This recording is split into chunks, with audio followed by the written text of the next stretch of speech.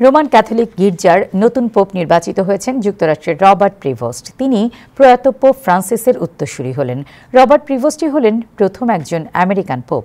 Pope হিসেবে তার নাম হবে পোপ লিও। বিস্তারিত রিপোর্টে।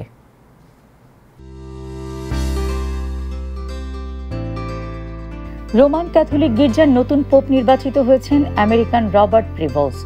তিনি প্রয়াত পোপ ফ্রান্সিসের উত্তরসূরি হলেন।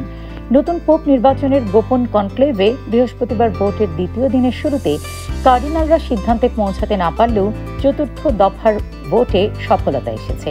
ক্যাথলিক খ্রিস্টানদের আনন্দে ভাসিয়ে ভ্যাটিকানের সিস্টিন চ্যাপেলের চিমনি দিয়ে অবশেষে দেখা যায় সাদা ধোঁয়া। এর মানে নতুন একজন পোপ বেছে নিয়েছেন কার্ডিনালরা। সাদা ধোঁয়া দেখা মাত্রই উল্লাসে ফেঁপে পড়ে সিস্টিন চ্যাপেলের বাইরে সেন্ট পিটার স্কোয়ারে অপেক্ষমান মানুষ। তারা ছুটে আসেন সামনে, কেউ কেউ আনন্দে লাফিয়ে ওঠেন, কেউ আকাশের দিকে হাত তুলে প্রার্থনায় মগ্ন হন। অপরদিকে ভ্যাটিকানের চত্বর জুড়ে ততক্ষণে চার্চের ঘণ্টাধ্বনি বেজে ওঠে, যে ধ্বনি ছড়িয়ে পড়ে প্রতিটি কোণে। জনতার উচ্ছ্বাস আর আনন্দধ্বনি মিলে এক অসাধারণ মুহূর্তের সৃষ্টি হয়। নির্বাচিত নতুন পোপকে প্রথমে নিয়ে যাওয়া হয় একটি ছোট কক্ষে, যেখানে তিনি প্রথমবারের মতো পরেন পোপের সাদা পোশাক। সেখানেই তিনি বেছে নেন নিজের পোপ নাম।